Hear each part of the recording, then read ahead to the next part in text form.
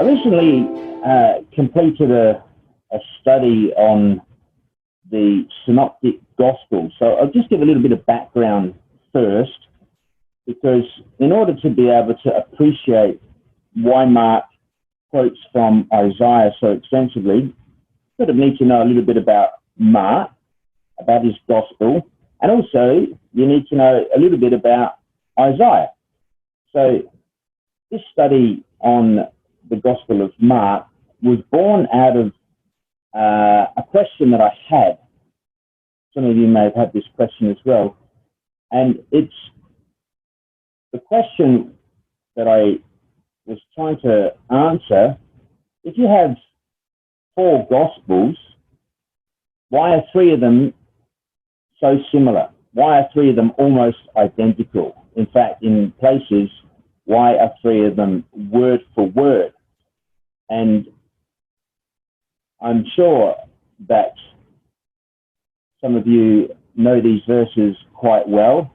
So in order to paint a little bit of a background, we're going to just skip through these without turning them up, just to save on a bit of time. But when Luke wrote his gospel, he indicated that there were already many gospels in existence.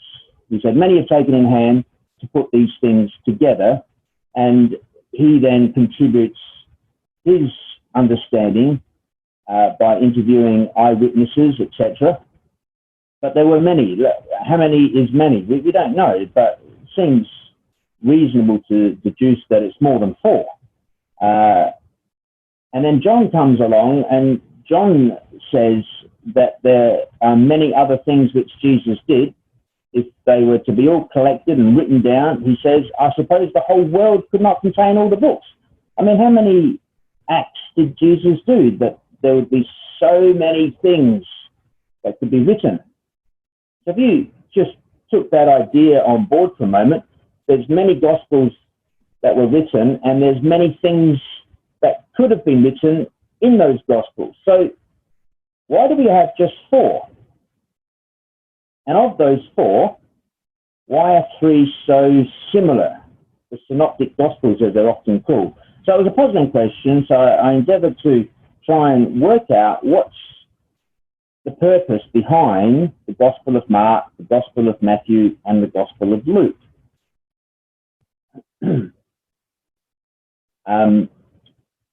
The word synoptic, as we know, means to have the same view or perspective. 2 Greek words there, as you can see. The word sun, meaning with, and the word opus, meaning view. So 3 Gospels that have the similar view, Matthew, Mark, and Luke. And some of you may have seen this chart. This is one of many charts that you can find by Google imaging the overlap of Matthew, Mark, and Luke. And just a quick glance at that chart will suggest that 97% of Mark can be found almost verbatim in either the Gospel of Luke and the Gospel of Matthew together, or independently. Luke records things that Mark wrote, and Matthew records other material that Mark wrote.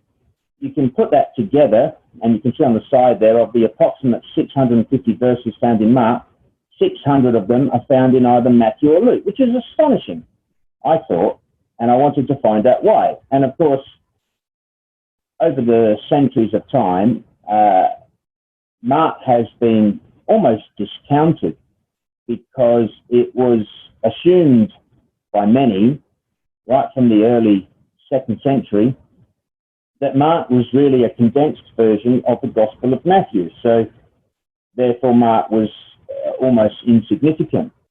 But we don't believe that. We don't accept that. Why would we find Mark in the Gospel, 97% of which can be found in either Matthew or Luke? So it's quite an interesting question, and I believe I've found some answers. And of the 3 Gospels, I think it's fairly convincing for me that Mark was probably first, and that Mark borrows a lot of material and thoughts from the words of Isaiah. So that's where sort of the story was born from, the idea of Isaiah and the Gospel of Mark. So what about Mark himself? Now, I'm not going to go through all of these quotes here, but the Mark is, out of the four Gospel writers, one that we know probably the most about, other than John as a disciple. And you can see there that we suggest that Mark probably is the young man who fled from the garden, which is only recorded in the Gospel of Mark, nowhere else, and it's detail that only really the author could possibly know. So the suggestion is that he's the young man that fled from the garden. I'm just moving you around on the screen here so I can see. Just bear with me a minute.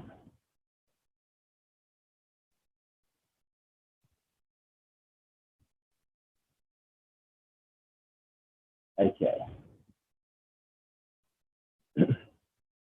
And I've just put some suggestions there for how old Mark might have been at those particular times there.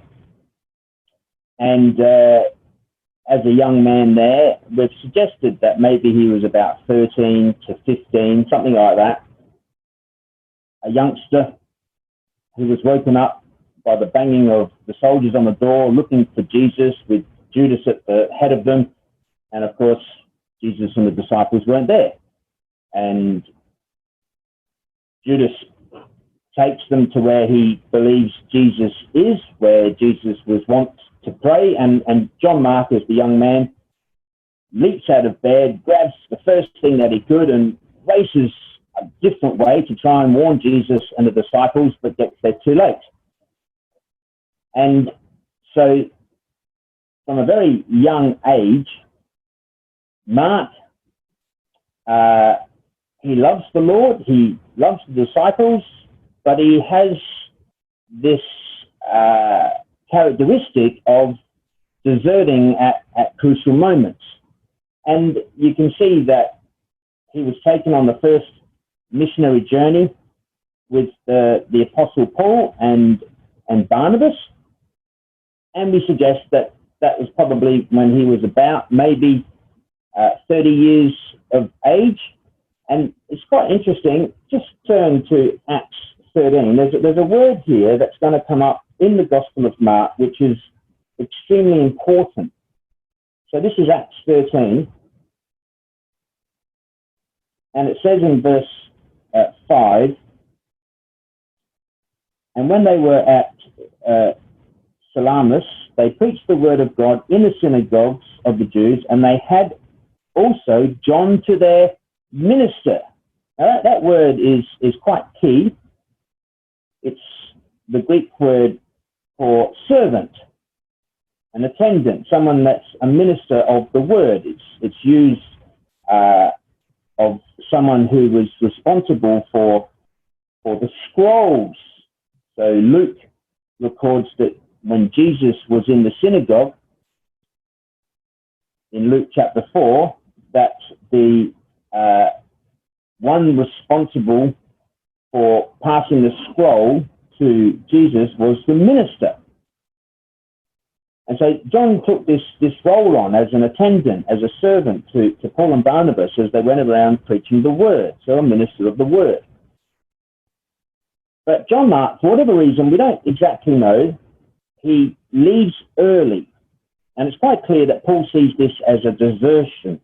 In chapter 13, verse 35, he leaves. And then, of course, when they begin their second journey, Barnabas wants to take John Mark with them, and Paul says, no way. Says, not happening. And he says, because he went not with them to the work. This is about 3 years later, AD 50, just after the Jerusalem conference. which we are suggesting that Mark is about the age of 33. Now, imagine having that as your legacy, as the brother who caused a split between two of the most faithful, prominent brethren in the brotherhood of time. And that was John Mark. He had this legacy hanging over his head that he was the one that caused Paul and Barnabas to have a major split. And the contention was so sharp between them, it says in the record, that they divided asunder. And Barnabas took Mark and went to Cyprus, and Paul took Silas and went to Asia. So there's this huge problem with John Mark. But then about 10 years later, there's records in the epistles of Paul where suddenly, we don't know the reason why, we just see Paul describe Mark as an essential fellow labourer. And in Philippians, in Colossians, and in 2 Timothy, we have three passages by Paul where he, and this one in 2 Timothy 4 verse 11, he actually calls Mark profitable for the ministry. And we have this word minister again, ministry, the service. And you sort of say, hey, what happened? How did Mark suddenly go from being this deserter and useless to the preaching work to someone that is essential, that is profitable, and if you could, bring him with you to Rome, where I am? I was really intrigued by that. I thought it was quite astonishing. And I'm going to suggest that in those 10 years that Mark wrote the Gospel of Mark, and it was noted by Paul, and he saw quite how significant Mark was in this work, and that turns Paul around in his thinking about Mark. But whatever it was, there was something that Mark did that changed Paul's mind. And Peter in 1 Peter chapter 5 describes Mark as his son. It's quite a strong word, actually. It's not the same as the word that Paul uses about Timothy, that Timothy was his son in the faith. That's the word teknon, which means a son by behaviour. But Peter, he calls Mark his son, which is the Greek word helios, which means a son by birth or adoption. So really close connection, a family connection. And in Acts 7, it's actually used of Moses being described as the son of Pharaoh's daughter.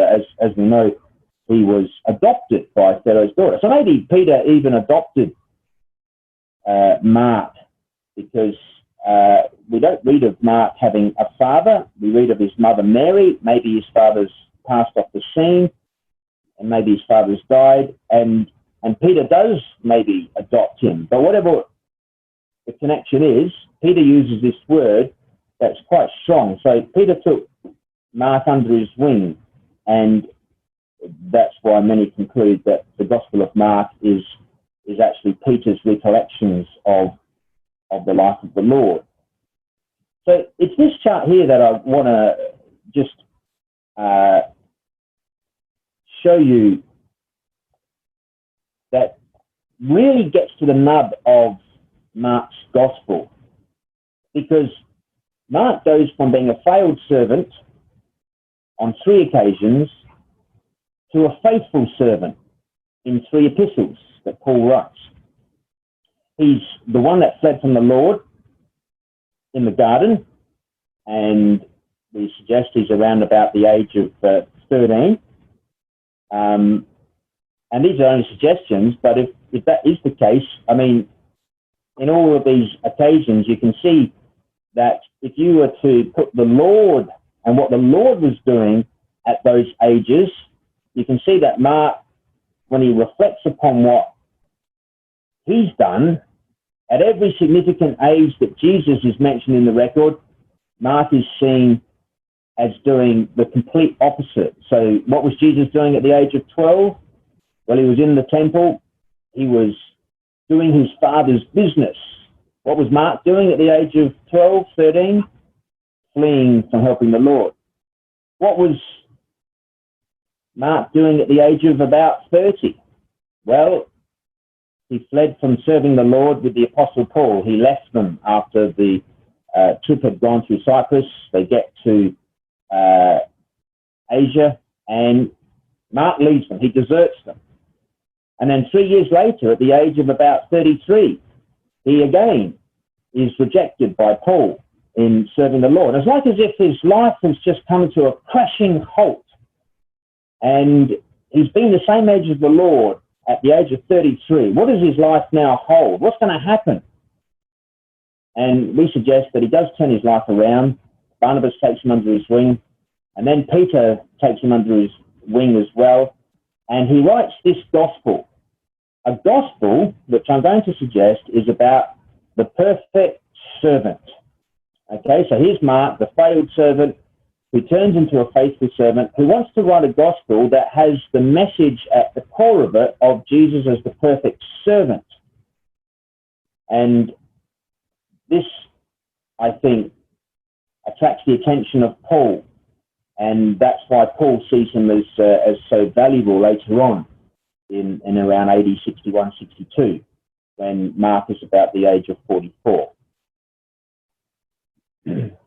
So when we come to the Gospel of Mark, I've just got this slide here.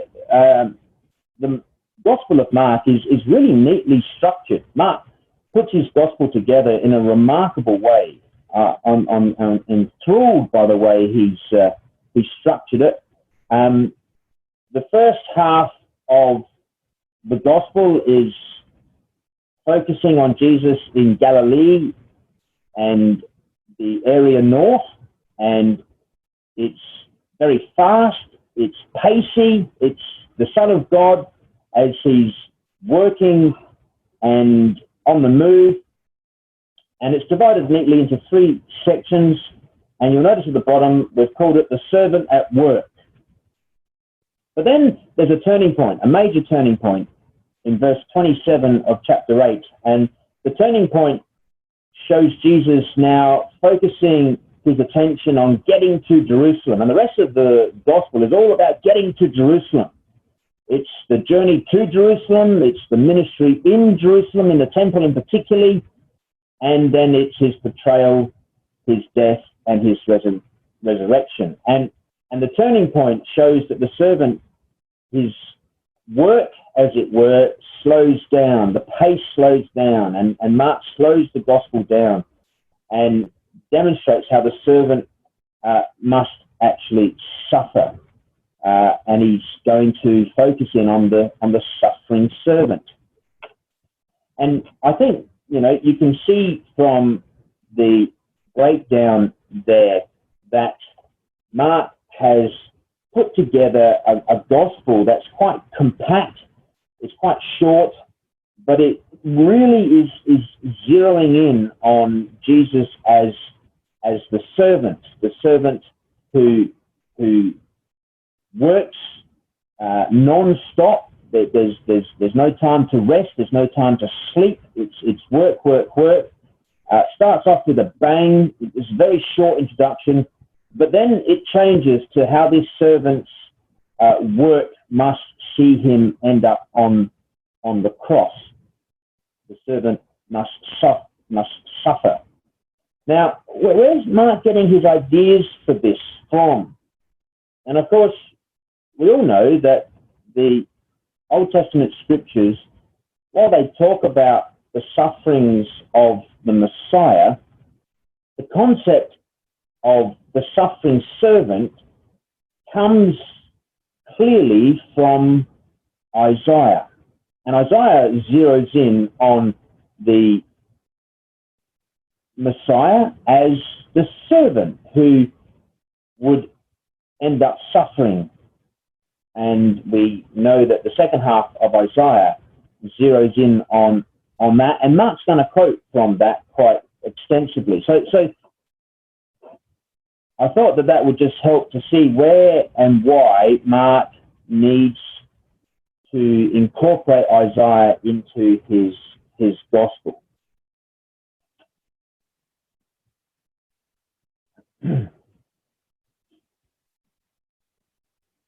Now, this next slide just has a very subtle difference from the previous one, in that what I've endeavored to do is to show you that these sections that are in Mark's gospel, they're identifiable because certain words are used and are really only used in that section.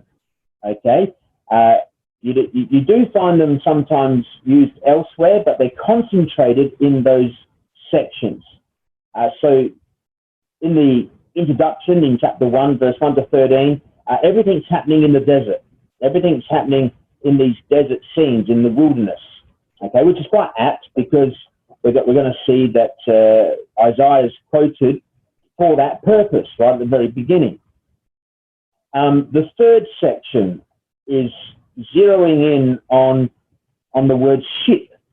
The word ship does occur once out of that section, just before it in chapter 3, but predominantly the word ship is only found in that section, and everything in that section just seems to be concentrating on Jesus in and around the Sea of Galilee, in fact even on the sea. And there are 3 boat scenes, specific boat scenes, put in such a way that you can see Mark has structured his gospel around those 3 boat scenes in that section. But then that changes. That changes when we get to the second half, and the next section from chapter 8 verse 27 to 10 verse 52, we're introduced to a word which is going to be quite a key idea straight out of Isaiah. We're introduced to this word way, okay, which is used elsewhere in the gospel, but all pointing forward to this concentrated section in chapter 8, verse 27 to 10, verse 52. And everything is happening on the way to Jerusalem. And the word way becomes quite key. And in that section, we're going to see that there are 3 prophecies of the coming cross. So Mark tends to do things in 3s, and he does it for the aid of memory and for getting a point across. And it's very neat how he does this. He doesn't waste words. Then he moves to the next section where we're introduced to the word temple, which you don't come across beforehand and you don't come across afterwards. It's a word that's only used in that section in chapter 11, verse 1 to 13, verse 37, the ministry in the temple. And there's a focus on 3 specific days. They're all consecutive in the temple in that section. That's the 3 days that Mark records. And then at the end of that, it's the detail about the final week of the Lord prior to his death on the cross and then subsequent resurrection. So, just the way Mark puts his gospel together, it's very neat, it's very structured. It is incredible how he's done it. And I found that the method that he's done it by really does help me memorize and know exactly where everything is in the gospel. So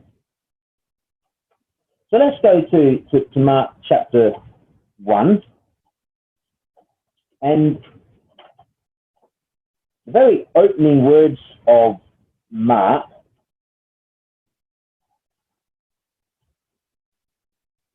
says, the beginning of the gospel of Jesus Christ, the Son of God, as it is written in the prophets. Now, most commentators and translations acknowledge that the word prophets there, it really should be the words as it is written in Isaiah. So right from the outset, Mark's going to start and begin from quoting from Isaiah, but some would say, well, actually, verse 2 goes on to say, behold, I send my messenger before thy face, which shall prepare thy way before me. And they say, hey, that's not from Isaiah. That's from Malachi. So they've changed it, and they've said, as it is written in the prophets. In the Greek, literally, it should be as it is written in Isaiah. And it does go into Isaiah in verse 3. But these two quotes are combined. Malachi 3 verse 1 is verse 2 of Mark chapter 1, and Isaiah 40 is Mark chapter 1 verse 3. The voice of one crying in the wilderness, prepare ye the way of the Lord, make his paths straight. So Mark introduces his gospel with Isaiah right from the outset. So he wants us to understand that ideas and concepts from Isaiah are going to come into his gospel. Now,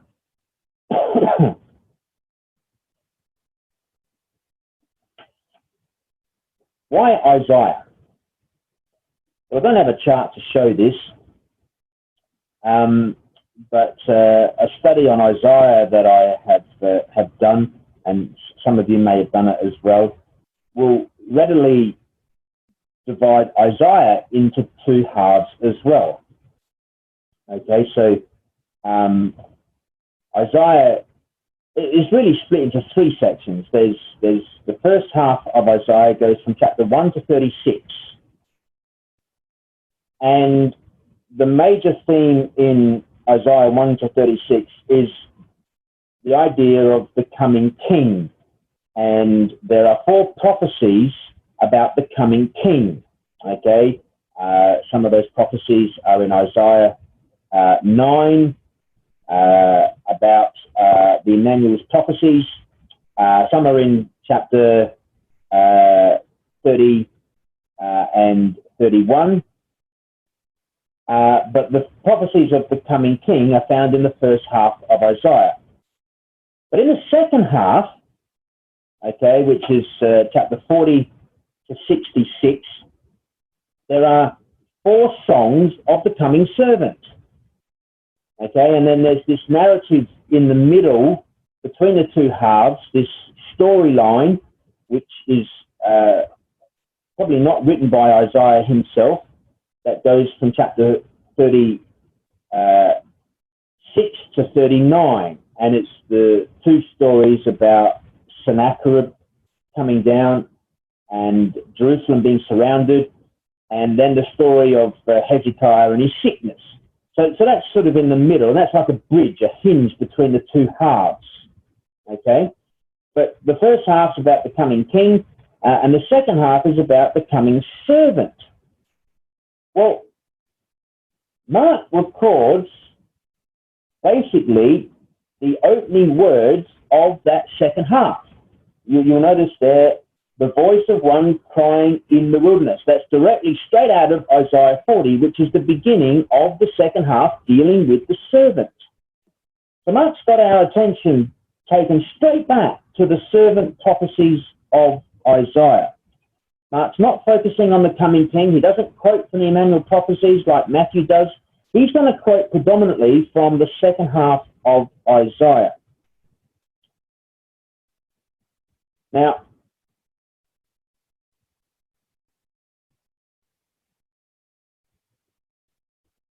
you notice that the linking idea between Malachi 3 verse 1, which is what he quotes in verse 2, and Isaiah 40 is this idea of preparing the way. All right, just look at it again in verse 2. As it is written in the prophets, behold, I send my messenger before thy face, which shall prepare thy way before thee.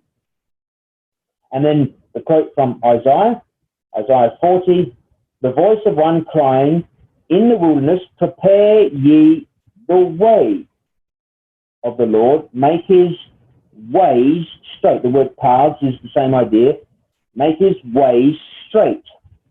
So Mark is zeroing in on this idea of preparing the way.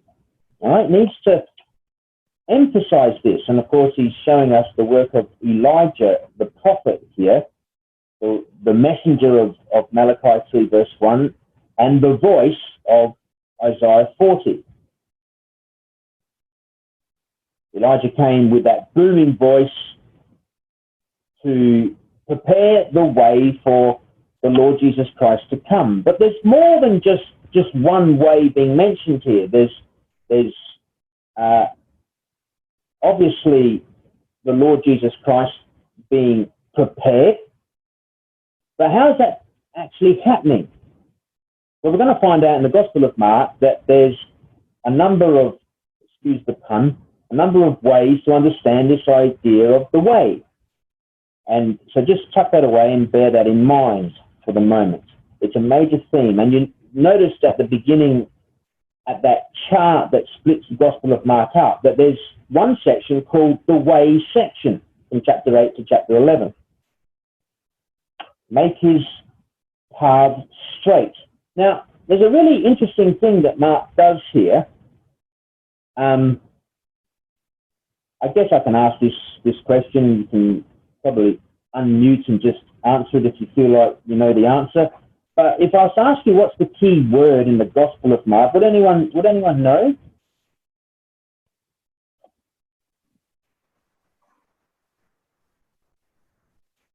Anyone have a suggestion as to, there's a couple actually, but one of the main words in Mark, anyone hazard a guess? Immediately. Immediately, that's right. And verse 12 uses the word immediately. But where's the first use of that word? Anyone know?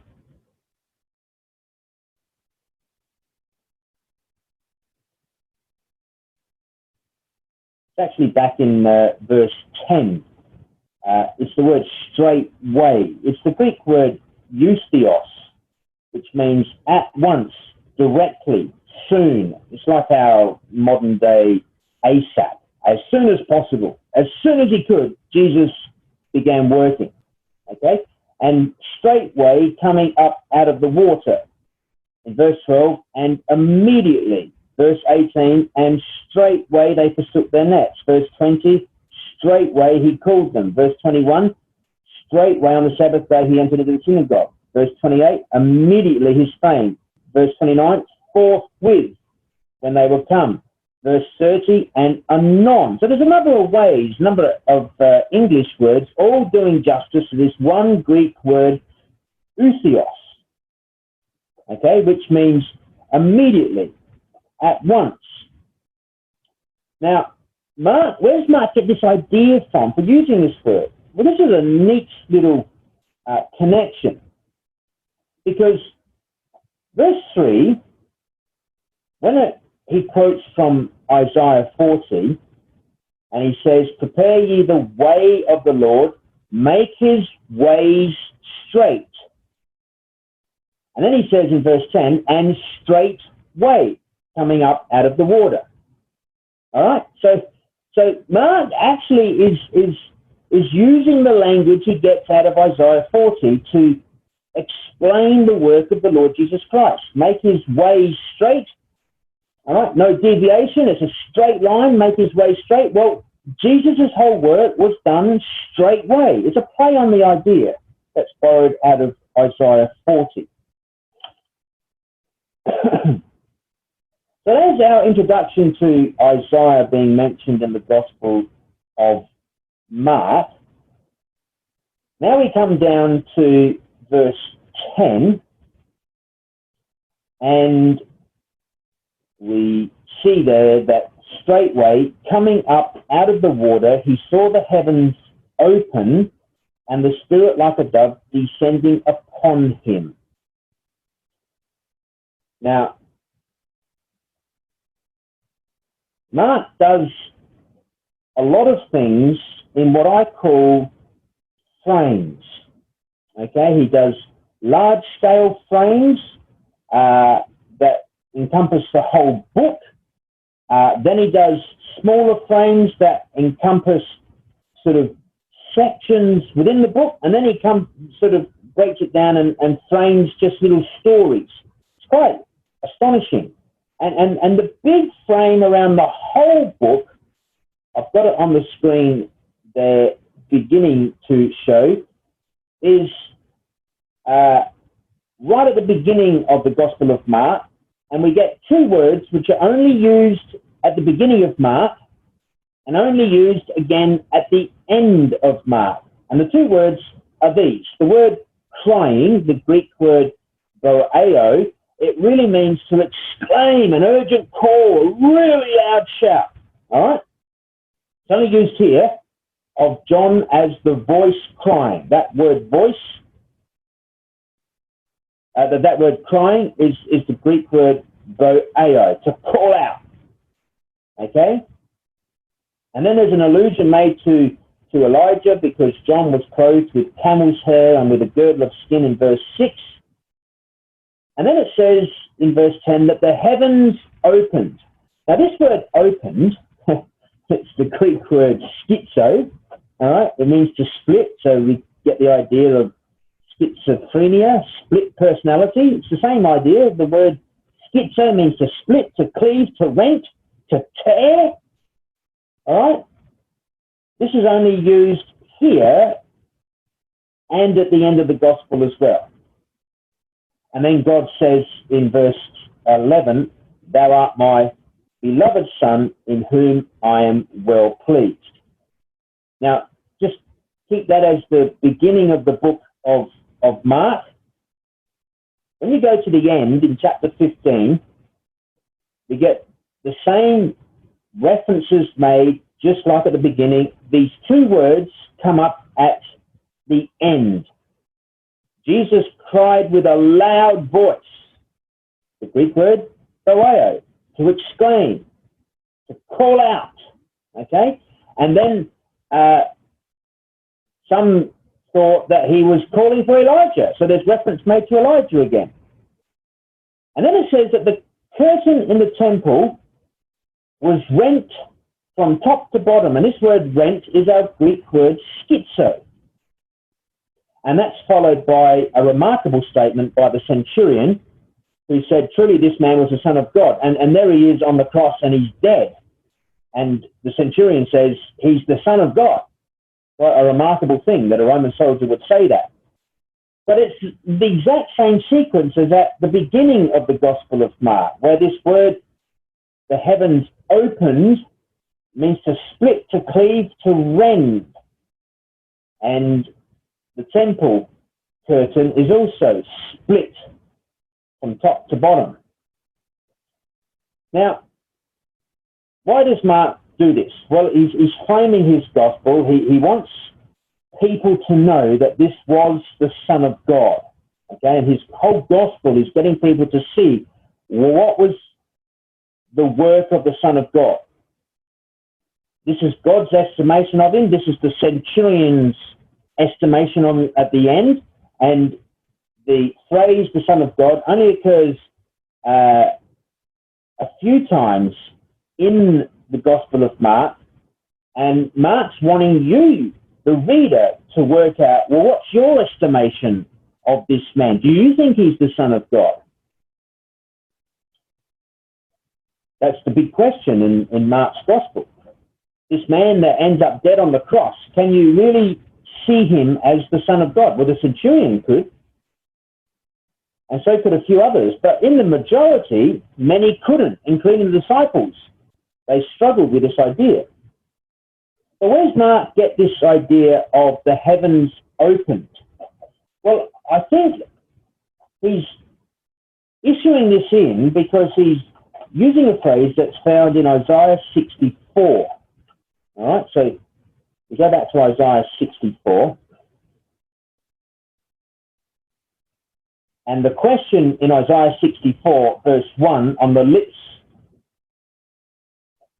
of Isaiah here and the people of chapter 63, actually 64 verse 1 is a carry-on from chapter 63. Sometimes the chapter breakup doesn't always help us. You'll see in verse 15 of chapter 63 look down from heaven and behold from the habitation of thy holiness and of thy glory. Okay, so please look down from heaven. But then that request is expanded in chapter 64, verse 1. Oh, that thou wouldst rend the heavens, that thou wouldst come down.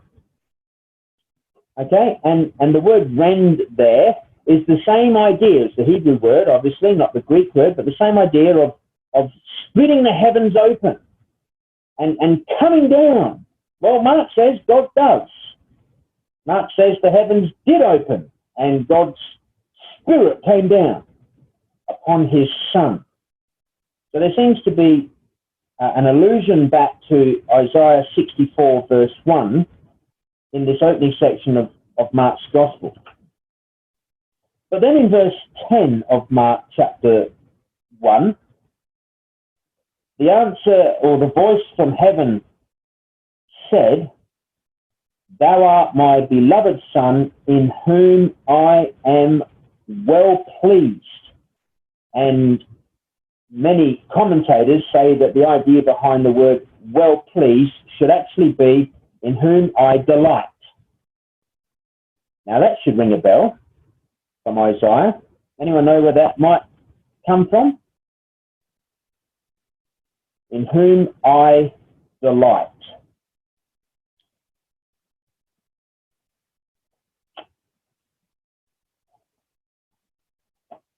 Come back to chapter 42 of Isaiah. Here's the words. This is where Mark's getting this idea from. The voice is saying words that have already been said back in Isaiah's prophecy in the second half, in the servant section, in verse 1. Okay, behold my servant, whom I uphold, mine elect, in whom my soul delighteth, in whom I delight. And so Mark's getting us to see that the Son, my beloved Son, the Son of God, is actually the same person as the servant of Isaiah 42. And you'll notice that Isaiah 42 verse 1 goes on to say, I have put my Spirit upon him. Well, that's exactly what happens in Mark chapter 1 verse 10. The Spirit, like a dove, descended upon him, because this is the one in whom I delight. And Isaiah 42, talking about this coming servant, he says, I will delight in him, and I will put my Spirit upon him. And of course, this is the first of the servant songs in Isaiah 42, verse 1 to verse 7. So Mark gets us to go straight back to the servant songs. And he's going to quote, in a way, from all four servant songs. But here's the first one, in Mark 1, verse 11. The Son of God is the servant of Isaiah's prophecy. All right, so can you see how Mark's getting us to think about Isaiah straight away? Right from the get-go. So let's move on a little bit further in Mark's Gospel. Here's some of those frames I was telling you about. Okay, so we're going to move to Mark chapter 2 and 3 now. Mark 2 and 3 as a section. I'll show you how the section works in a moment. But can you just see how Mark likes to use this idea of framing even for the small stories. I think there's about 12 of these in the Gospel of Mark. Some call them Mark's sandwiches, because he takes a story, he begins with a story, he introduces another story, and then he returns back to the first story. And you can see in chapter 2, verse 1 to 12, it's about the healing of the sick of the palsy, but then it moves to a question about the authority to forgive sins, and then it returns back to the healing of the sick of the palsy. The same with the man with the withered hand. It begins with this man who's got a withered hand in the synagogue. Then there's a debate on the Sabbath and whether you can heal on the Sabbath. And then it returns back to the man being cured of his withered hand. And this happens all the way through the Gospel of Mark. The big frame we saw at the beginning of those two words of the voice crying and the heavens opening, and that's what closes the Gospel. Well, Mark does that on smaller scales as well. So I've just given an illustration there of a couple of those occurrences. But it's chapter 2 and 3 that I want you to sort of focus in on. Okay. I haven't deleted any of the slides that I had in the Gospel of Mark, so if anyone would like a copy of this later, it's all in there in the mix. All right. So moving to the next section after the introduction, which is a very short introduction, the shortest of all the Gospels, only 13 verses, Mark gets straight into the work of Jesus. Okay, the next section, chapter 1, verse 14 to chapter 3, verse 35, is a neat little section that sort of works like this. Let me show you how he does this. Okay. First of all, we have 4 little sections that describe what Jesus did in Galilee, right from the get-go. We get a summary of Jesus' preaching in Galilee in verse 14 and 15. Jesus came preaching the gospel and saying, the time is fulfilled and the kingdom of God is at hand. Repent ye and believe the gospel. So you get a little summary of Jesus' preaching in the gospel. Then you get the calling of the disciples, the first 4. Okay? Peter, Andrew, James, and John, verse 16 to 20. And then you get, from verse 21 to 39, just like a descriptive day. What was a day of Jesus working actually like? You just get the lid taken off one day in Capernaum. It begins in verse 21 when he goes into the synagogue. Then from the synagogue, he goes into his own house and heals his mother-in-law. Then in the evening, all these people come to him. And then in the morning, he goes out to pray. So it's like a little cameo of just one day in Capernaum. And then he heals a leper. And of course, he heals the leper in between visiting all these cities because the lepers weren't allowed to be in the cities. The leper was outside. So on the way to one of these cities, he meets the leper, and the leper says, if thou wilt, if you're willing, you can make me clean. All right? Well, this little section ends in the same way. Okay, you get a summary again of Jesus' healing. Then you get the calling of the disciples, this time not just the first 4, this time the whole 12. Okay? And then you get just a snapshot of what one evening at home looks like for the Lord. And then you get, in chapter 3, Jesus' family coming to him, and it's quite interesting in verse 31 of chapter 3, then came his brethren and his mother, and standing without.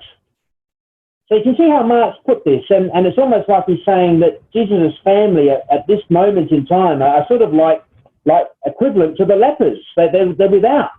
They're not part of Jesus' true family. Jesus' true family, he says in verse 34, and he looked round about on them which sat about him and said, behold, my mother and my brethren. I mean, that would be quite a hard thing to take. Imagine his mother hearing those words. Feel like a bit of a slap in the face. That he's pointing to these other people and says, behold, my mother and my brethren, for whosoever shall do the will of God. What did the leper say? If you're willing, you can make me clean. What does Jesus say? He said unto him, I will be thou clean. So you get this word will and willing used in the same way. So Mark is framing this section here. But the middle part is the one that we want to have a look at, because in chapter 2, verse 1 to chapter 3, verse 6, we have 5 stories, and they're 5 stories that are all about conflict and controversy, okay? So let's just shrink the outside part of the frame down, and let's just explode up the 5 stories. So here they are, all right? Controversy with the religious leaders, 5 conflict stories. And again, they're put in an order. You have the healing of the man sick with the palsy in chapter 2, done in the house, okay? And you remember, and I'm apologizing for going so fast, I'm hoping that you know the stories quite well, but you remember that Jesus reads their thoughts, okay? Verse 8, and immediately when Jesus perceived in his spirit that they so reasoned within themselves, he says, why reason you these things in your heart? So you can read their thoughts. And what are they thinking? They're thinking, who can heal and forgive sins? Only God can do that. Are you making yourself God? You can read their thoughts, and Jesus is reading their thoughts. And so this little section here begins with the healing of a man who's got problems with his feet. And it concludes with the healing of a man who's got a problem with his hand. And again, Jesus is able to read their thoughts. And the burning question was, they were looking at him intently, they were watching him. Is it lawful to heal on the Sabbath day? So they marry up. And you see how they marry up? They're like a mirror. And it's like this all the way through the Gospel of Mark. In between those 2 healings, there are 3 questions. All right? Three questions, 3 arguments between Jesus and the Pharisees. Here's question 1. It's the calling of Levi, all right, in verse 14. And as he passed by, he saw Levi, the son of Alphaeus. And of course, Levi holds a farewell party, a farewell feast, and he invites all of his, previous colleagues, the publicans and the sinners, to dine with the Lord. And the Pharisees say, what are you doing? Why do you eat with sinners? Okay, so question 1 is about the problem that they saw of eating with sinners. Now, incidentally, Mark doesn't let you know which disciple Levi is. Did you know that? Oh, I didn't know that. It's only Matthew who reveals that Levi is himself. Levi's mentioned here in chapter 2, verse 14, but if you were to come over to the calling of the 12 in chapter 3 and verse 16 to 18, Levi's not mentioned there, but Matthew is. Verse 18, and Andrew and Philip and Bartholomew and Matthew and Thomas and James, son of Alphaeus, and Thaddeus and Simon the Canaanite. Which one of those is Levi? You don't know, do you? He doesn't tell you. He doesn't let on that Levi is Matthew. He could be Bartholomew. He could be Thomas. He could be James, the son of... You don't know. So Mark doesn't let on who Levi is. Okay? So that's question 1. Well, question 3 is also a question about eating, but this time not eating on the Sabbath, about eating, not eating with sinners, but eating on the Sabbath. And again, the Pharisees try and pick a fight with Jesus about, well, how come they're allowed to eat on the Sabbath by rubbing the corn in their hands and removing the husk and they're working. Shouldn't be allowed to do that. And Jesus gives an answer about David eating on the Sabbath. Can you see how it's structured? It's quite neat.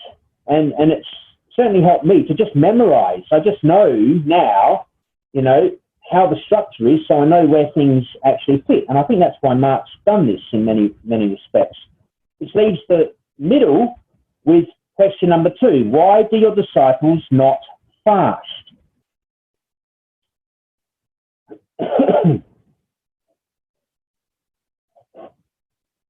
So what's going on? So if you put it all together, you can see it's structured ever so well. Mark is an incredible writer, puts it together, and you can see that in the controversy with the religious leaders, the first 2 conflicts are about sin and sinners, forgiving sin and dealing with sinners, and the last 2 conflicts are about the Sabbath. Yeah? And in the middle, you get this one about fasting. All right? And in addition to that, the first miracle is about healing a man's feet. The last miracle is about healing a man's hand. And of course, Mark's introducing the idea that a servant needs his hands and feet to be able to work. A servant that doesn't have any hands is useless. A servant that can't walk is useless. But where's Mark wanting us to sort of have our minds directed back in Isaiah dealing with these questions? Well, I'm going to suggest to you that all of this section is taken out of Isaiah 58 and 59. All right? Before we even get there, many of you will probably know that Isaiah 58 is the Sabbath chapter of the Bible, isn't it? It like Romans 6 is the baptism chapter. Okay?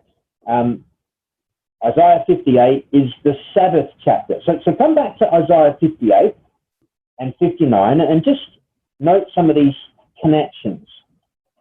Now, unfortunately, I don't have these on a slide, so you'll have to, taking notes, just listen carefully. But Isaiah 58 and 59, wow, we could do a whole night on Isaiah 58 and 59. It's a powerful section of scripture. It's where the Jews think of themselves quite highly. Have a look at chapter 58. They really think they're doing well in Isaiah 58.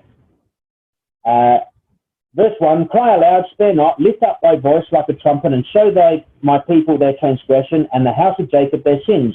Yet they seek me daily and delight to know my ways, as a nation that did righteousness. You see, they think they're doing okay. They think they're actually a righteous nation. And that they don't forsake the ordinances of their God. They ask of me the ordinances of justice. They take delight in approaching to God. But the reality was very different. They weren't actually righteous at all. They weren't asking the ordinances of justice. They weren't taking delight in approaching to God at all. Chapter 59, if you were to come over to chapter 59, chapter 59, just for example, verse 9, therefore is judgment far from us, neither doth justice overtake us. We wait for light, but behold obscurity. Verse 11, we roar all like bears and mourn sore like doves. We look for judgment, but there is none. Okay, verse 14, judgment is turned away backwards. They weren't asking the ordinances of justice from God at all. The reality was very, very different. And Isaiah 59 gives the truth of the situation. But then in verse 3, wherefore have we fasted, say they, and thou seest not? Wherefore have we afflicted our soul? The word afflict has the idea of punishing your body by not eating. Okay, you've afflicted your soul, you've beat yourself up because you've refused food for the day. So they were fasting. And look at the amount of times the word fast occurs. In verse 3, it occurs twice, and the word afflict occurs once. In verse 4, the word fast occurs twice. in verse 5, is it such a fast that I have chosen a day for man to afflict his soul? At the end of the verse, wilt thou call this a fast, an acceptable day to Yahweh?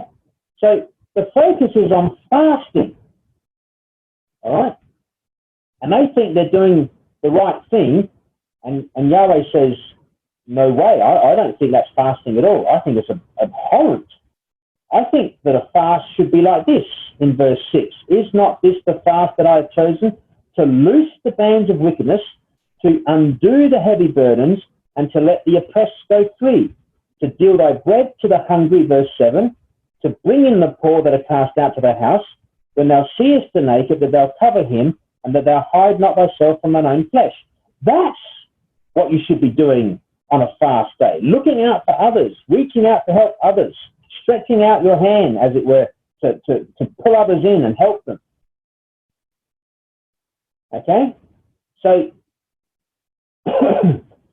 we don't get the word Sabbath mentioned until verse 13.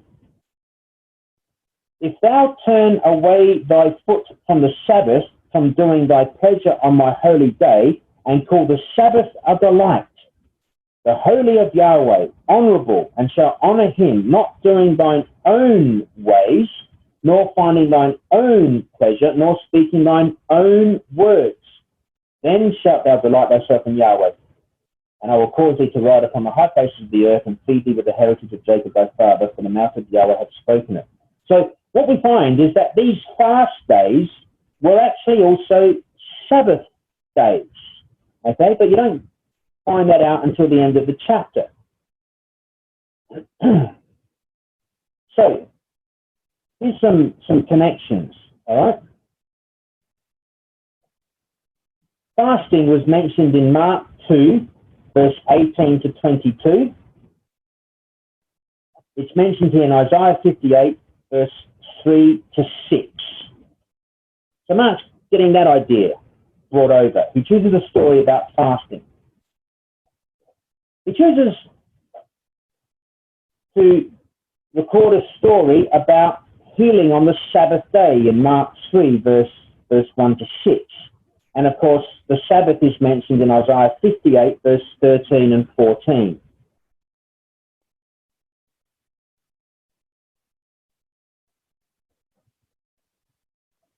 Mark records one healing of a man's feet and one healing of a man's hand. Well, it's quite interesting that back in Isaiah 58 and 59, we see what Israel were doing with their hands and their feet. Have a look at chapter 58 for the hands, first of all. What do you think they were doing? All right, well, verse 4. Behold, you fast for strife and debate. It's quite interesting that Mark records 5 stories that are about debate. Okay, there's this controversy. You fast, verse 4, for strife and debate, and to smite with the fist of wickedness. All right, so your fist is your hand clenched up, isn't it? All right, so they were reaching out and wanting to get every ounce of labour out of you that was their due. And they sometimes resorted to using a fist. All right? And then in verse 9, there's another use of the hand mentioned in verse 9. Verse 8 for connection. Then shall thy light break forth as the morning, and thine health shall spring forth speedily, and thy righteousness shall go before thee. The glory of Yahweh shall be thy real reward. Then shalt thou call, and Yahweh shall answer. Thou shalt cry, and he shall say, Here I am. And here's what you've got to do, he says. If thou take away from the midst of thee the yoke and the putting forth of the finger, which is another use of the hand. It's not quite as clenched as the fist, but it's just as demonizing and terrifying when someone's pointing the finger at you. All right? And so these Jews were, if they weren't using the fist, they were pointing the finger. Right? And then in chapter 59 and verse 3, it says, for your hands are defiled with blood. And of course, if you were to smite someone with a fist, you would draw blood, wouldn't you? You know, big fist on the chin, you would draw blood. Your hands are defiled with blood, and your fingers are dripping with iniquity, because these are the finger pointers who keep telling you off and saying you shouldn't be doing that, you shouldn't be doing that. Very judgmental. So that's the use of the hand. How are they using their feet? Have a look down in verse 7. Their feet run to evil, and they make haste to shed innocent blood. Now, what's Mark doing here? He's highlighting that in order to become like the servant, your feet and your hands need to be cured of the sins that they've been previously engaged in. All right? No more hitting with the fist or pointing with a finger. No more wanting to haste to shed innocent blood, to run your feet to evil. Well, keeping your hand in Isaiah just for a moment, come back to Mark chapter 3. How does this whole section conclude? It's astonishing. All right? Mark 3. At the conclusion of these 5 conflict stories, and at the conclusion particularly of healing this man with a withered hand, verse 6 says, and the Pharisees went forth and straightway took counsel with the Herodians against him, how they might destroy him, how they might kill him. All right? This is only chapter 3 of Mark's Gospel. Chapter 3, and already the Pharisees, along with the Herodians, want to kill Jesus. All right? They're running to evil, aren't they? And they've been there pointing the finger. The Pharisees are the finger pointers, and they get together with the Herodians. Who are they? Well, if they're anything like their leader, Herod, all right, Herod was a fist smasher, wasn't he? He had John's head chopped off. He didn't think twice about using his fist. He was like his father, Herod the Great, who killed all the children under 2, who murdered his own wife and children. You know, so Herod was known as using his fist and drawing blood and killing people. Well, the Pharisees didn't perhaps go to that extreme, but they were the ones pointing the finger. They were watching him. Have a look at verse 2, chapter 3, verse 2. They watched him. You can see them standing there with their arms crossed, pointing their fingers. All right, so the finger waggers got together with the fist smashers, you see. And they held a council how they would destroy Jesus. That's taken straight out of Isaiah 58 and 59. So how does Jesus deal with this situation? Well, he heals a man whose hand is all withered up. It's all clenched in. He couldn't undo his hand. And of course, someone with a clenched hand is unable to do things. You know, it's hard to eat with your hand can't open. You can't pick up a fork or a knife. You can't dress yourself. You know, you can't. There's lots of things that you can't do with a clenched up hand. And Jesus is there to cure him, and he stretches his hand out, and he can now help people. Right? And he can help himself, actually. And this is exactly what Isaiah 59 verse 1 says. It's taken straight out of the language of Yahweh himself. If you come back to Isaiah 59, behold, Yahweh's hand is not shortened that it cannot save. And of course, the only way to shorten your hand is to clench it up into a fist or leaving just one finger out. So here were the Pharisees and the Herodians. They were clenching their hands up in anger. He was a man who had his hand just clenched up. He couldn't help himself. He couldn't help others either. He would have had to have people help him to get dressed and to be fed. Yahweh's hand is never clenched. It's always outstretched, ready to reach out to help others. So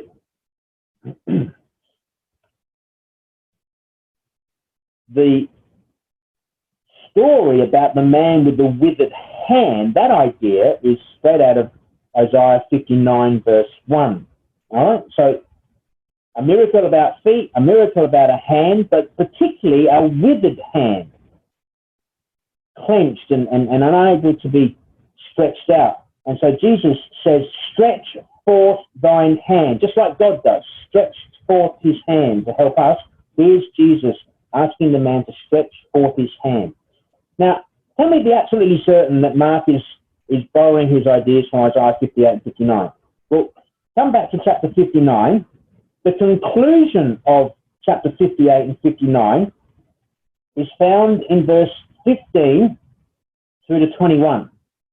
Verse 16 to 21, where God saw that there was no man, okay, and wondered that there was no intercessor. So God intervenes and brings one into the world, all right, called his arm. His arm brought salvation unto him, and his righteousness, it sustained him. Who is this one? Well, Mark's going to tell us that this is the Lord Jesus Christ. How do we know that? Well, have a look at verse 15. Summing up this whole section, Isaiah says in verse 15, yea, truth faileth, and notice this, he that departeth from evil maketh himself a prey. He that departeth from evil, in other words, opposite to verse 7, whose feet run to evil. So here's an individual who's not like anyone else. He's a standalone, all right? He's not part of the group. He's standing differently, okay? And he's not engaging in any of this iniquity and this evil. Now, if you stand out from other people and stand apart from them on an issue or on something, you often find that you're making yourself the object of ridicule. You know, they're gonna pick on you because you're different, you're standing out. And maketh himself a prey has that idea. You've opened yourself up to being pounced on. But more than that, anyone that sees a vicious group around them and says, well, I'm not going to be different to them, they've actually, they're a little bit crazy, you might say. They're a little bit mad because you're going to get ridiculed and picked on and maybe even worse than that, physically abused and beaten up. And growing up, you know, in the school yard, if you stood up and made yourself different to everyone else, you would often get picked on, and you sort of think, why would you do that? That's a bit crazy. And if you look in the margin, that's actually what the Hebrew meaning behind the word is. Maketh himself a prey in the margin says is accounted mad. So the person that stands out from everyone else is actually a little bit mad. We'll come over to Mark chapter 3 and see whether or not this clinches where Mark's taking us. Because at the conclusion of these stories, there's this evening at home, and all around the house, verse 20, the multitude cometh together again, so that they could not so much as eat bread. They were sitting down to have a meal, and they couldn't even begin their meal because the house was crowded. And then it says in verse 21, and when his friends heard of it, and you notice in the margin that the word friends is kinsmen. This is his family, his mother and his brothers, which we know from verse 31. Okay, so they're looking at this situation and they're seeing what's happening to Jesus, and they go out to get him because they said, verse 21, when they heard of it, they went out to lay hold on him, for they said, he's mad. he is beside himself. That means he's mad. And it's the only place I can find in the whole of the New Testament where Jesus is described as being mad, straight out of Isaiah 59 and verse 15. He's a little bit crazy. Why would you do that? He's opening himself up to ridicule and being picked on. And so his family said he's mad. And in verse 22, the scribe says he's possessed. He hath Beelzebub. And by the prince of the devils, he's doing these things. He's possessed. So you got these two groups of people, his family and the religious authorities, and they've both written Jesus off. He's crazy and he's possessed. And that's the language straight out of Isaiah 59. All right. I don't know how we're doing. I haven't got clocks or anything here in front of me. So if you need to interject and say, we haven't got to the crux really yet. The next bit is the crux. But can you see how Isaiah is flowing through Mark's gospel? All right. Let's go to. I'm not going to deal with the three boat scenes at all, but there they are for anyone that would like these later. Each time a boat scene happens, the same thing occurs. He's with the crowds to begin with, then there's something that happens on a boat, and then there's a healing. And then it happens again. Jesus with the crowds, there's a boat scene, and then there's a healing. And then Jesus is with the crowds in chapter 8, and then there's the third boat scene, and then there's a healing. Okay? So you can see Mark is really concentrating on these sections. And I'm going to skip over all of those. In between the boat scenes, there are intervals. And each interval deals with lessons from the boat scenes. Okay? But we don't have time for any of that. We're just concentrating on the parts that deal with Isaiah.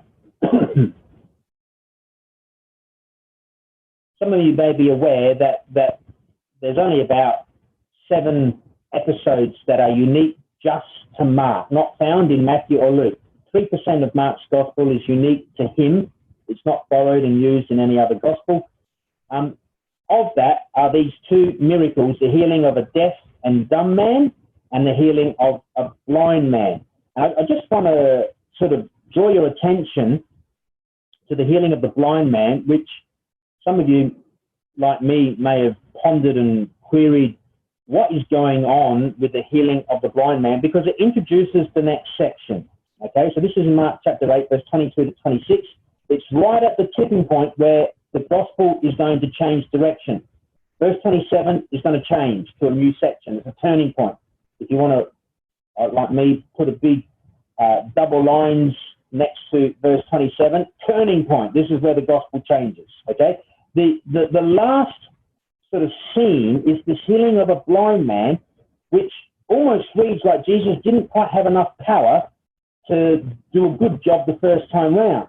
He touches the man once, and the man can see shapes and outlines, but he can't make any detail. And you think, what? Of course Jesus can heal straight away, and surely he would have been able to see straight away. But no, he has to touch him a second time.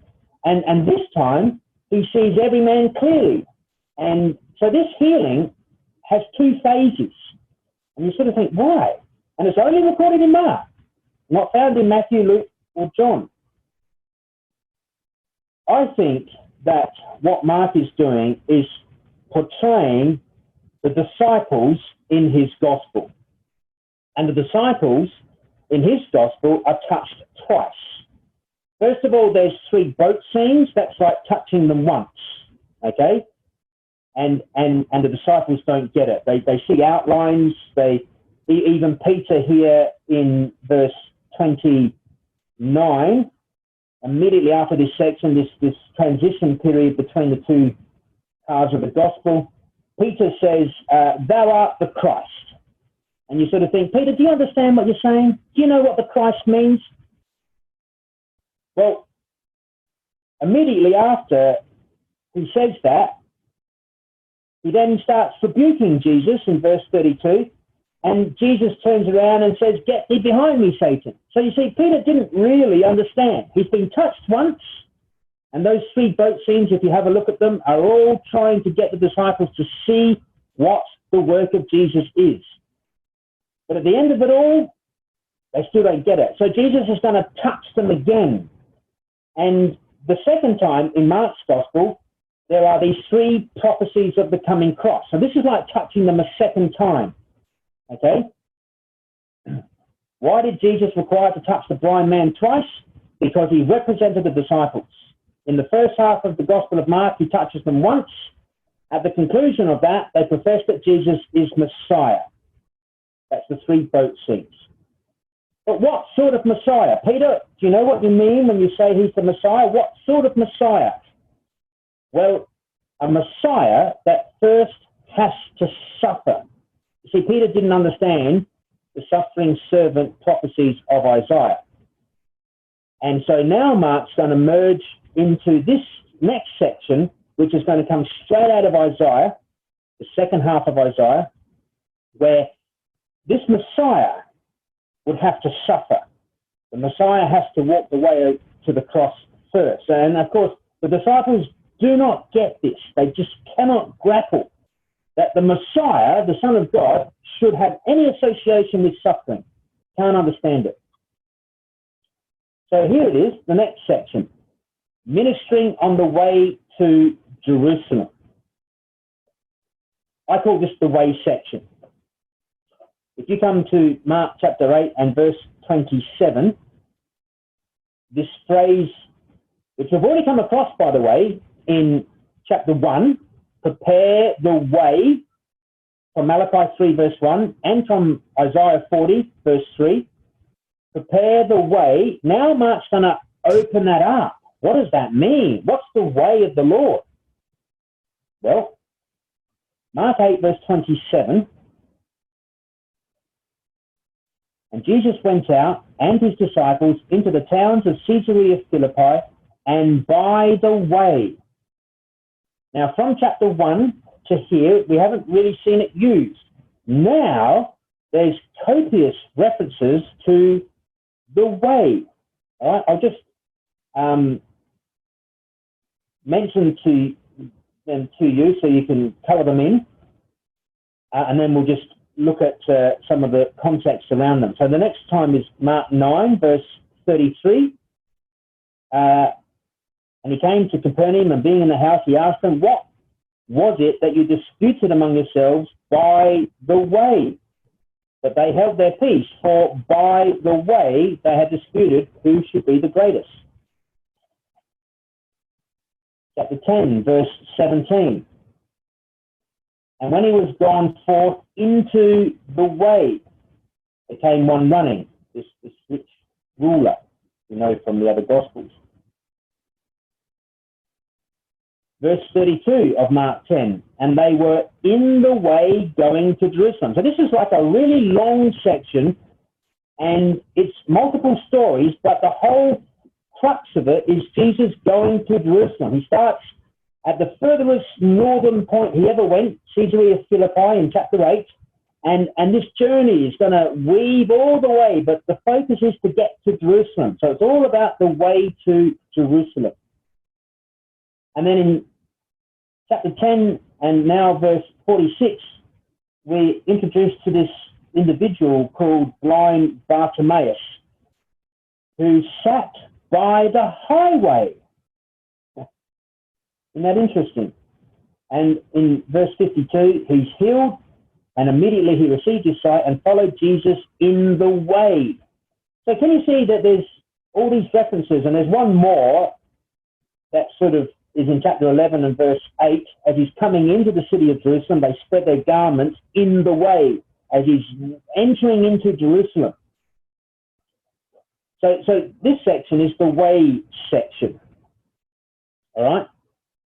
Now, did you know that the way, or the phrase the way, or the phrase highway, is also a major theme in Isaiah. We don't have time to turn these up. Chapter 11, verse 16, and chapter 19, verse 23 describes a highway that's going to go from Egypt to Assyria. All right, and when they came out of Egypt the first time, they entered into Israel, or Canaan as it was then, the land of Canaan, via the king's highway. There was an actual highway. There was a king's highway. And it was a built-up road, and kings would pass up and down this highway as they interacted between countries. And then Isaiah 40, maybe come back to this one in Isaiah 40, because coming out of Babylon is described metaphorically in Isaiah 40 as coming back along a highway. In Isaiah 40, here's the quote from Mark chapter 1 that Mark's following. The voice, in Isaiah 40 verse 3, the voice of him that crieth in the wilderness, prepare you the way of the Lord, make straight in the desert a highway for our God. Every valley shall be exalted, and every mountain and hill shall be made low, and the crooked shall be made straight, and the rough places plain.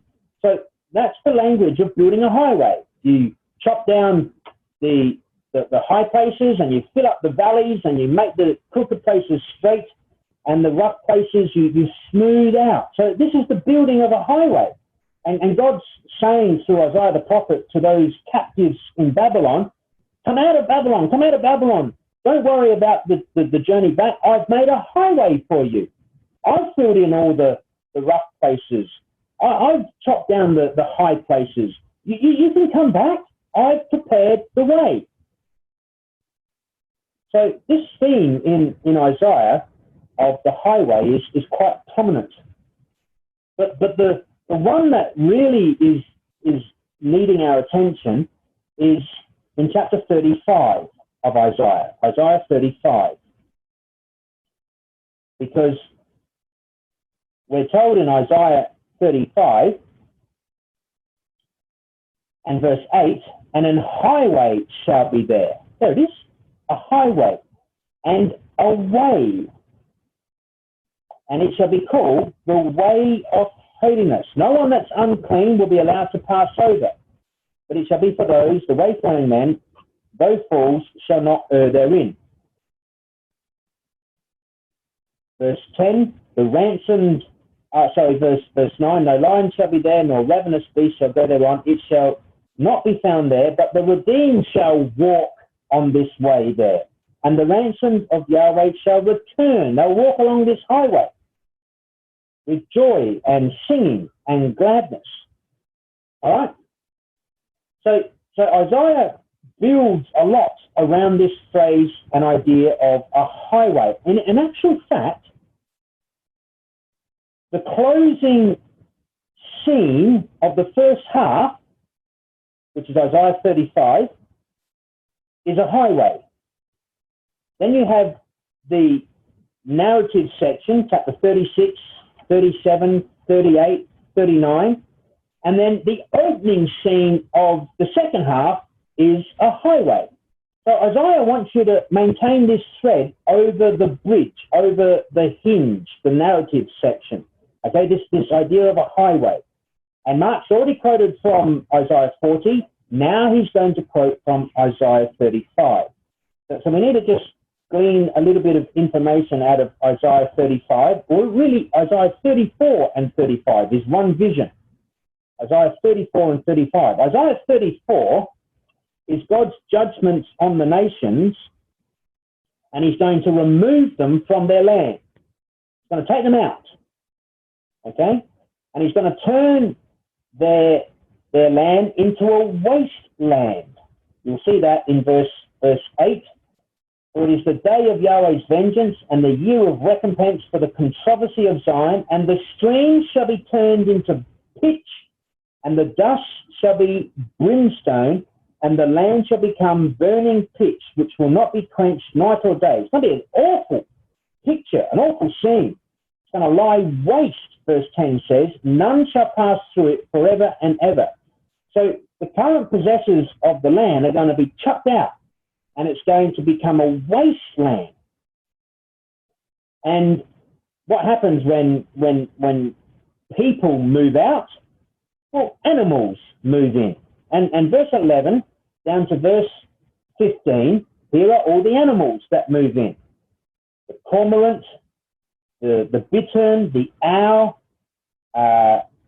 verse 14, wild beasts of the desert, wild beasts of the island, the satyr, the screech owl, the great owl, verse 15, the vultures shall be gathered, everyone with her mate. Now, what do you know about all of these animals? Well, all of these animals, under the law, are described as being unclean.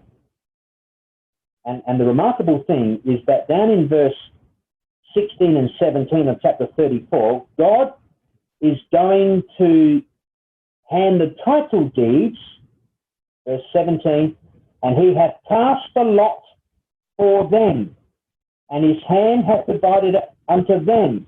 They shall possess it forever, from generation to generation shall they dwell therein. These unclean animals are going to inherit this land. It's going to be given to them. Okay? They're going to receive, the word lot in verse 17 is sort of the word that's used to, we use it today when describing blocks of land, that we divide them up into lot numbers here in Australia. I'm not sure whether you do that in the UK, but a new block of land, before it's been given a designated postbox number, is called lot. Well, here they're given a lot. They're given the title deeds to this land, these unclean animals. Now, these unclean animals, of course, are metaphoric. They are representative of people who are unclean but still get to possess this land. And these people, in verse 1 of chapter 35, are going to see the land change from the wasteland of chapter 34 into the beautiful blossom of chapter 35. The wilderness and the solitary place shall be glad for them, for those animals of chapter 34, for those people who are unclean. The desert shall rejoice and blossom as the rose. It's going to blossom abundantly. It's going to be like Carmel and Sharon. Then it says in verse 3 down to verse 7 that these inhabitants are going to benefit greatly from these remarkable changes. Strengthen ye the weak hands, confirm the feeble knees. Say to them that are of feeble heart, be strong, fear not. Behold, your God will come with a vengeance. Even God with a recompense, he will come and save you. So it's not talking about animals anymore, is it? So you see how the animals have changed? They're people. He will come and save you. So these animals are representative of the people, a certain group of people who are, first of all, unclean, but then they're cured, they're changed. Verse 5, the eyes of the blind shall be opened, the ears of the deaf shall be unstopped. Interesting that Mark records the healing of a blind man and the healing of a deaf man. Then shall the lame leap as an hart, and the tongue of the dumb sing. For in the wilderness shall waters break out and streams in the desert. So these people are going to receive benefits. They're going to have their lives transformed. It's quite a remarkable picture. And then we're introduced in verse 8 to this highway.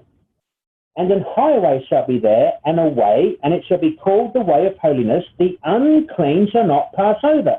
Quite clearly, these unclean animals of chapter 34, these unclean people, have been made clean. and they're allowed to walk on this way. And they shall join many others walking on this way, singing and rejoicing. Now, Isaiah 35, verse 8, in the Authorized Version, has a phrase here which is not as clear as it is in some other versions. The unclean shall not pass over it, but it shall be for those, the wayfaring men. You'll notice that the margin tries to help out by singling an individual, for he shall be with them. Okay? Rotherham, in his translation, says, he himself shall be travelling the road. So it's not talking about wayfaring men, plural. Okay? It's talking about one individual who will be on the road with the rest. Well, who is this one individual? Who is the one that shall be he himself travelling the road? Well, Mark's going to tell us. Mark's going to show us. Mark's going to say, it's the Lord Jesus Christ. It's the Son of God. It's the servant. All right, so tucking all that away, it comes now to Mark's Gospel and chapter 8.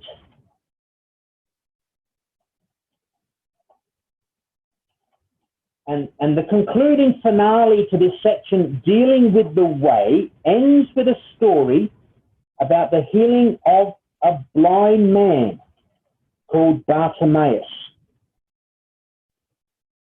Verse 46, and they came to Jericho, and as he went out of Jericho with his disciples, a great number of people, blind Bartimaeus, the son of Timaeus, sat by the highway side begging. Bartimaeus. Not sure if you know what the meaning of Bartimaeus is. Bartimaeus, bar means son, and Timaeus means unclean. So his name means son of the unclean. And just in case you didn't get it the first time, Mark repeats it. Bartimaeus, the son of Timaeus. That's saying the same thing again. Bartimaeus means the son of the unclean, who was the son of the unclean. He's unclean.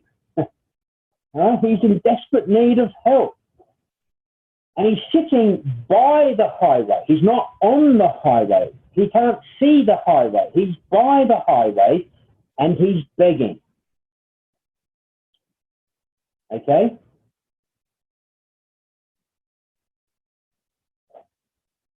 When he heard that it was Jesus of Nazareth, he began to cry out and say, Jesus, thou son of David, have mercy on me.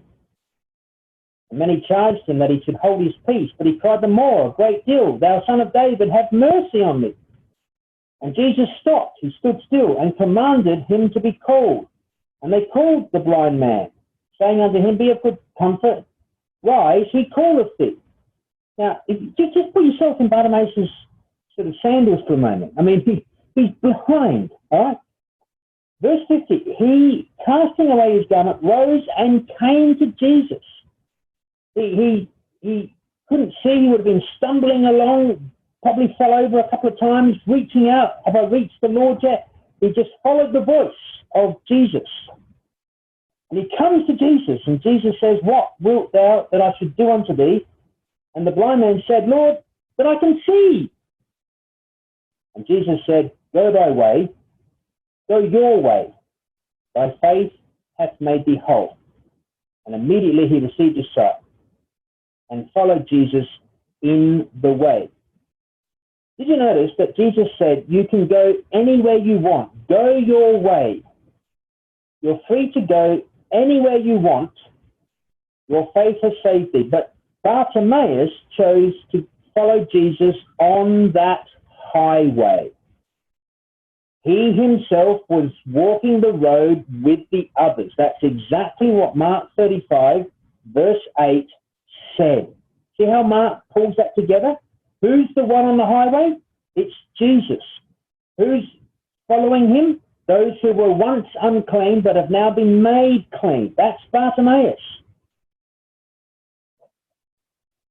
Now, there is, in verse 47 and verse 48, Mark directs our attention back to Isaiah 55. For those who would like to do a little bit more investigating, Isaiah 55 talks about those who incline thine ear to hear the word of God. Isaiah 55 verse 3 says, incline thine ear. And of course, Bartimaeus, he couldn't see, all he could use was his ears, okay? And then it says, seek ye Yahweh while he may be found, call ye upon him while he is near. And so Bartimaeus calls out because Jesus is near. He calls out to Jesus. But in between Isaiah 55 verse 3 and 6, those two phrases, God makes a promise of an everlasting covenant that is the sure mercies of David. And that's exactly what Bartimaeus cries out here. Thou son of David, have mercy on me. So there's even allusions back to Isaiah 55 as well. Isaiah 55 verse 3 to 6.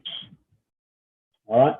But we won't turn back there because, and again, Richard, I have no idea what the time is. You just step in and say stop whenever you need to, all right? I don't have much more. I was just going to share one more thing because the key verse in Mark is actually in verse 45 of this chapter. All right? So Isaiah 35 and Isaiah 55 have come strong into this section. But what's this section been all about? Well, it's been a build-up. Okay? So let me just show it to you. There's three predictions that Jesus makes, three prophecies of the coming cross, and each follow the same pattern. All right, so the same as what happened with the boat scenes, the same happens here with the prophecies of the cross. First of all, there's the prediction, then there's a misunderstanding by the disciples. They don't get it. Peter rebukes Jesus and in turn is rebuked by Jesus. There's a debate about who's the greatest in the second prediction after that. Then James and John come and say, Lord, can we sit on your right hand and your left hand? They didn't get it at all. Jesus said, yeah, you'll be on my left hand and my right hand. That's for sure. You'll have a baptism to be baptized with. Quite different to what you're requesting. And at the end of each of those sections, Jesus gives instructions on discipleship. He teaches them things. He's building their understanding of what discipleship is all about. And so you see this pattern that's following through, okay? And in between, again, there's two intervals, and each contain three stories, and the stories relate to discipleship, all right? We won't go into any of that right now. And so you come to the end of this section, and it climaxes, obviously, with blind Bartimaeus. But just before that, reaching the crescendo of what Jesus was all about, we have these words here in verse 42 to verse 45. But Jesus called them to him and said, you know that they which are accounted to rule over Gentiles exercise lordship over them, and their great ones exercise authority upon them. But so shall it not be among you, but whosoever will be great among you shall be your minister. This is what Mark was meant to be back in Acts chapter 12 and 13. He was to be their minister, and he fled, he stopped. So Mark's bringing this into focus here about what it means to be a servant. Verse 44, whosoever of you will be the chiefest shall be servant of all. For even the Son of Man, and here's the, I think, key verse in the whole Gospel of Mark. The Son of Man came not to be ministered unto, but to minister and to give his life a ransom for many. And I think that there you have the whole Gospel of Mark. The first half of Mark is about Jesus ministering as a servant, and the second half is about Jesus giving his life as a ransom for many. It's all summed up here. And where does this word ransom occur in the Old Testament? Isaiah 35, verse 10, the ransomed of Yahweh shall return. Okay, how are they going to be ransomed? Well, through this one who would make his life a ransom for many. So Mark really has brought his own life to bear as a failed servant, a failed minister, as an opposite, as a contrast to the one who he's writing about, the Lord Jesus Christ, who was the greatest servant of all. I think that's lovely, just how Mark does that.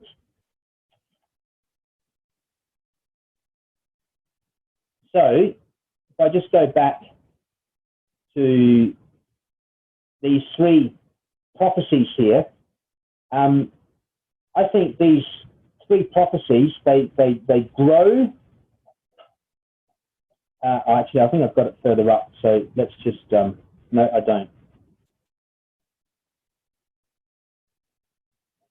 These three prophecies here, they grow and they build and they describe the death of the Son of God. So Mark 8, verse 31,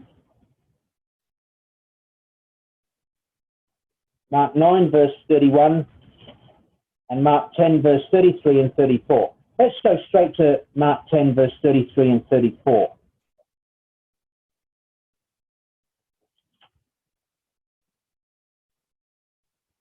I did think I had that on there, but I can't find it, so it might be further up. But anyway, if you cast your eyes through Mark 10, verse 33 and 34, any suggestions where in Isaiah he might be quoting from?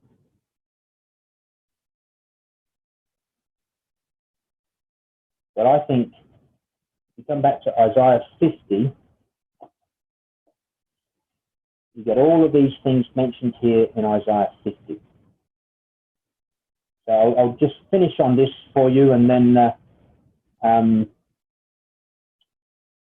pass back over to the chairman.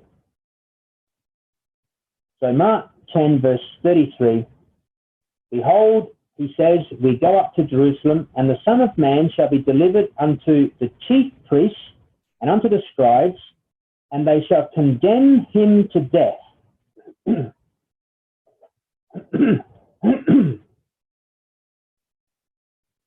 And shall deliver him to the Gentiles. So, again, one hand in Mark 10 and one hand in Isaiah 50, you'll see these all come out here in Isaiah 50 and the third servant song, which starts in verse 4 and goes down to verse 9.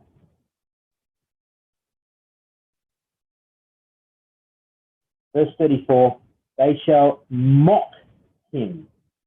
Mock him. Where does that occur? Well, have a look at verse 7. For the Lord Yahweh will help me, therefore shall I not be confounded. That word confounded, the Greek word, the Hebrew word kalam, means to be wounded by insults. In other words, mocking. And Jesus, the servant here, is saying, I will not be wounded by any mocking, any taunting, any insults. But they were going to insult him. They were going to mock him. And of course, they certainly did. They, in Mark 10, verse 34, shall scourge him. Well, Isaiah 50, verse 6, I gave my back to the smiters, and my cheeks to them that plucked off the hair. So he was going to be beaten. He was going to be scourged. Mark 10, verse 34, he goes on to say, and shall spit upon him. Isaiah 50 verse 6 says, I hid not my face from shame and spitting, and shall kill him, and the third day he shall rise again. Jesus is taking our minds back to Isaiah 50, and he goes through line by line, and it's not clear here that he ends up in Isaiah 50 verse 4 to 9 dead, but Jesus in Mark 10 says all of that results in my death. I shall be condemned to death, and I shall be killed, and I will rise again the third day.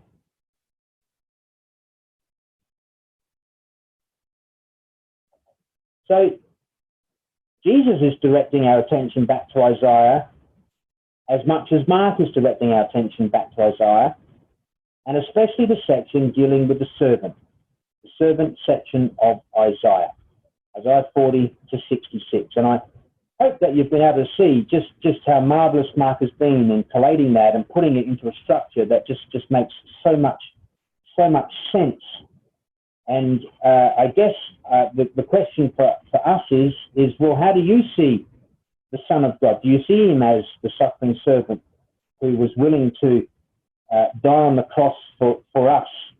And are we thankful for being able to be made clean and join him on that highway? And I just wonder sometimes whether or not we act a little bit like the disciples, who on the way were actually more busy about discussing who was greater than who. And, you know, I'm better than you, and I'm belonging to an ecclesia that's better than your ecclesia, and I do my readings more often than you do your readings, etc., or whatever it might be, and be consumed by all of that argument that goes on and can do. Or like the rich young man who was on the way but was more consumed with his possessions and his belongings. And I'm told at the moment with lockdown here in Australia, and I think you in the UK, that B&Q are doing a roaring business, and everyone's sort of using the time to go and make their house bigger and better, and paint here and build there, and more consumed with our possessions. All of these things happened on the way, but it's blind Bartimaeus who we should follow, and follow Jesus in the way. So there we are. Thanks for your time. I've enjoyed being able to do that, and may God be with every one of you in this crazy time at the moment, and may he send his Son, the servant who conquered, to begin building the kingdom which we know will last forever.